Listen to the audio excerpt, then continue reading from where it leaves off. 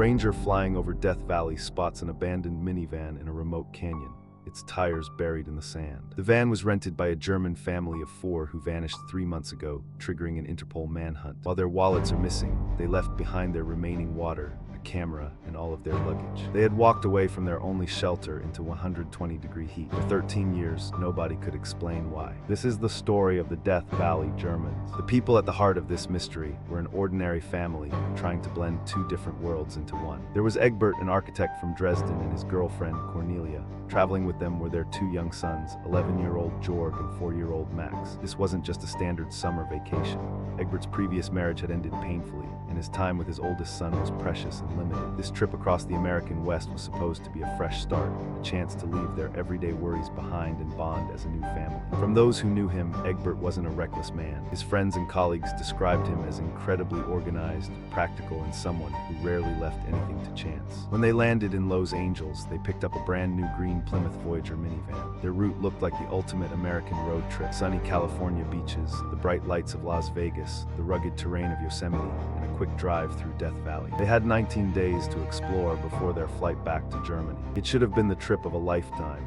Instead, it was a countdown to one of the most baffling disappearances in modern history. Just 4 days into the trip, things started going wrong. Egbert called his bank back home and tried to wire $1,500 to a branch along their route, but someone made a mistake and the money was sent to Los Angeles instead, hundreds of miles out of their way. Now they were running low on cash, stuck with a tight deadline, and traveling with 2 young kids. By the time they reached Las Vegas, they were getting desperate. Egbert actually sent an urgent fax to his ex-wife, begging her to send them money. But the money never arrived. At this point, most people would have turned around to fix the problem. Instead, they checked out of their hotel and drove straight toward Death Valley. That was the turning point.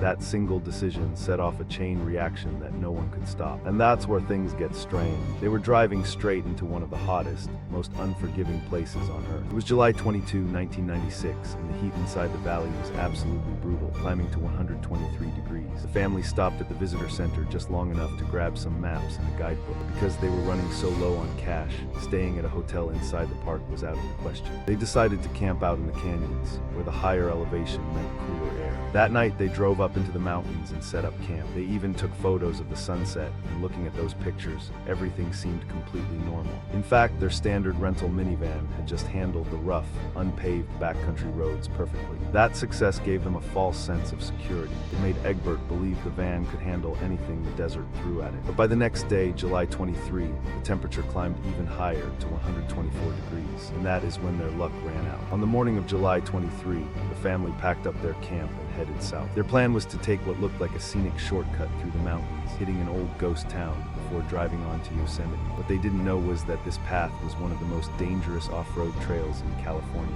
Experienced drivers with heavily modified 4-wheel drive trucks struggled here. A standard rental minivan never stood a chance. Before hitting the hardest part of the trail, they stopped at an abandoned mining camp to rest. Inside one of the old cabins, Cornelia signed a guest book listing all 4 of their names. Underneath, she wrote a short note in German: "We are going through the pass." That note was the last confirmed sign of life they would ever leave behind. They kept driving, but when they finally reached the mountain pass, reality hit them. The trail ahead was nothing but boulders, steep rock ledges, and exposed bedrock. The minivan couldn't go any further, forcing them to turn around. This put Egbert in a desperate position. Going back the way they came meant hours of bumpy, agonizing backtracking. They were running out of cash, the rental was due in just a few days, and they still wanted to make it to Yosemite. Then Egbert noticed a different path on his map. It looked like another shortcut, a road that seemed to cut straight back toward the valley floor. What the map didn't tell him was that this road had been legally closed for 2 years. Without maintenance, it had completely degraded into a brutal, dried-up riverbed filled with deep sand and razor-sharp volcanic rock. Egbert turned the minivan onto the path.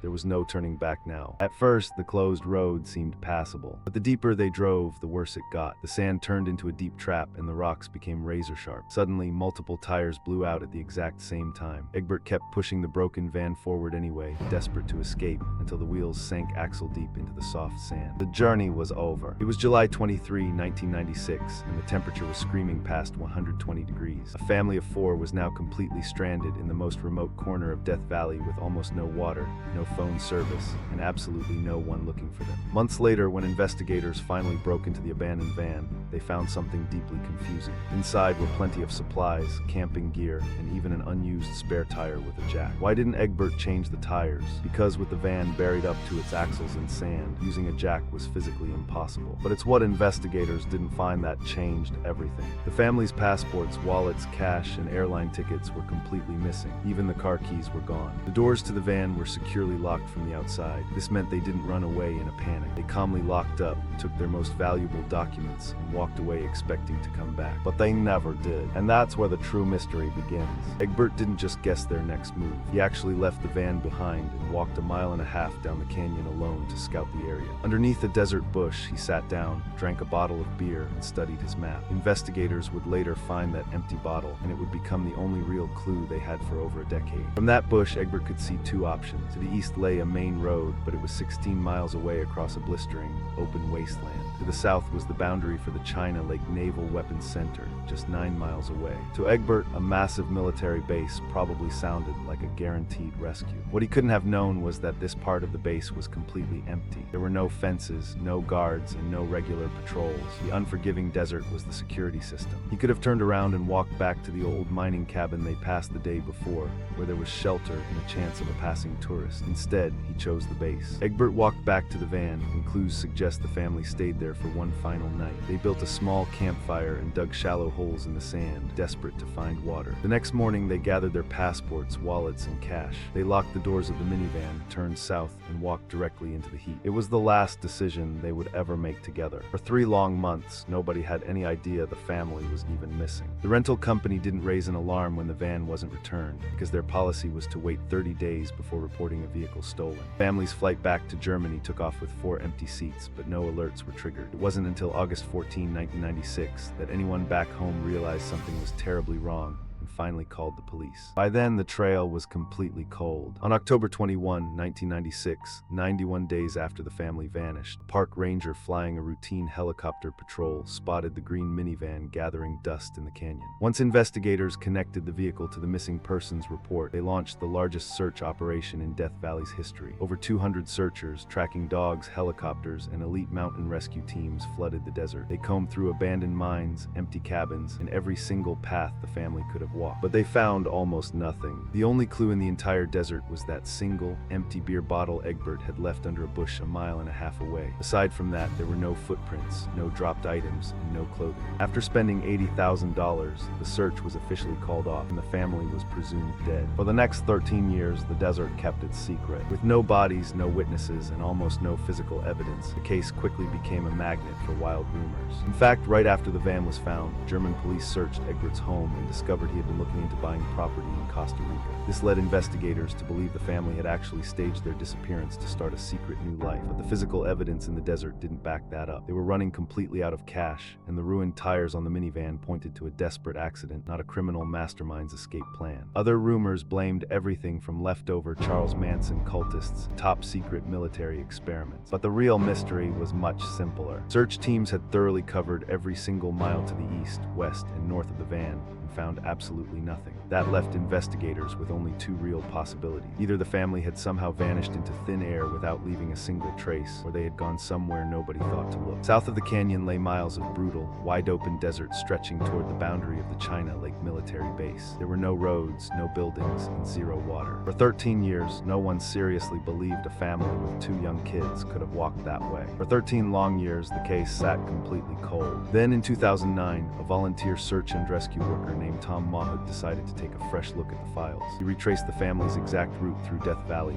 looked at the old maps, and realized something critical. There was no missing piece of paper or hidden clue out there. The answer had to be buried right inside the evidence investigators already had. While studying the official search maps at home, Tom noticed the specific boundary lines where the 1996 rescue teams had stopped looking. Suddenly, everything clicked. He realized the original searchers had made a massive assumption about human behavior. But when Tom looked at the map through the eyes of a desperate German tourist who didn't know the American American desert, he saw a completely different path. And that path led straight to the one place nobody had ever bothered to look. The answer was hiding in plain sight on the map. It was the China Lake military base, sitting just 9 miles south of where the van died. For the first time, someone had a theory that actually explained the family's final move. If Egbert believed he could reach that base, he would have expected to find guards, checkpoints, and safety. Tom later admitted that if he had been in Egbert's shoes, he might have made the exact same call. The more Tom tested this theory against the old files, the better it fit. The empty beer bottle was found 1.5 miles east of the van, which perfectly matched the idea of someone scouting the canyon before turning south. Even better, old reports mentioned that German-style canteens had been found a few miles southeast of the van years prior, but no one had connected the dots. Since the massive 1996 search found absolutely nothing to the north, east, or west, south was the only option left. It was the one direction investigators had never thoroughly searched. Tom finally had his answer. Now he just had to go out into the desert and find them. On November 11, 2009,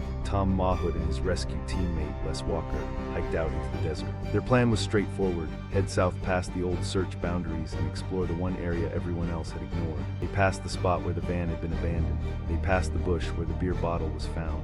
Then they pushed straight into the unsearched territory. The next morning, the two men split up to cover more ground, staying in contact by radio. Suddenly, Les's voice cracked through the static. He had found a wine bottle sitting in the sand, and right next to it were weathered pages from a planner printed entirely in German. Before Tom could even process the news, Les called out over the radio again. "Tom, we have some bones here." Tom ran over to his partner's location. At the base of a small rocky bluff, human remains lay scattered across the dirt, completely exposed to 13 years of brutal desert weather. Right beside the remains lay a wallet, a passport, a toothbrush, and the sole of a small child's shoe. Tom carefully opened the wallet and looked at the ID cards inside. Every single one of them carried the exact same name: Cornelia May. Tom and Les quickly photographed the scene, packed up Cornelia's wallet, and hiked back out to alert park officials. The very next day, a police helicopter carrying investigators landed in the remote canyon. They launched a massive recovery operation, combing the rocky terrain for any other trace of the family.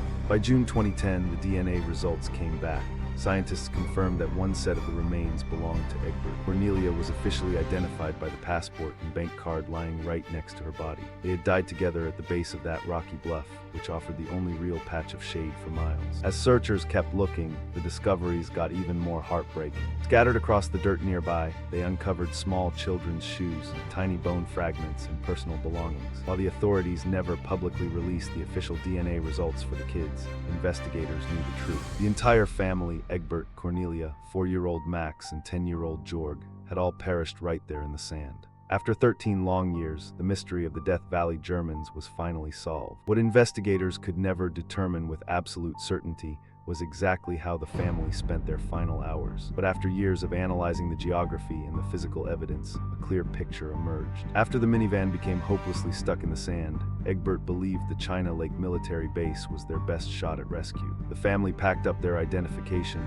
wallets, and money, firmly expecting to return once they found help. Instead, they walked directly into a death trap. They pushed through miles of brutal, wide-open desert before collapsing at the small rocky bluff. It was the only real source of shade in the entire area. Investigators believe they stopped there simply because their bodies couldn't go a single step further. It was at the base of that exact bluff that the remains of Egbert and Cornelia were discovered 13 years later. And because search teams found the children's belongings and tiny bone fragments scattered right beside them, it is clear that Jorg and Max died there too, right by their parents' side. What makes this case so haunting is not that the family made one catastrophic mistake. It is that they made a series of reasonable decisions based on the information they had at the time. A bank transfer went to the wrong branch, leaving them low on funds. The minivan handled one rough backcountry road, giving them confidence to try another. When the vehicle became stranded, walking toward a nearby military base seemed like the best option for survival.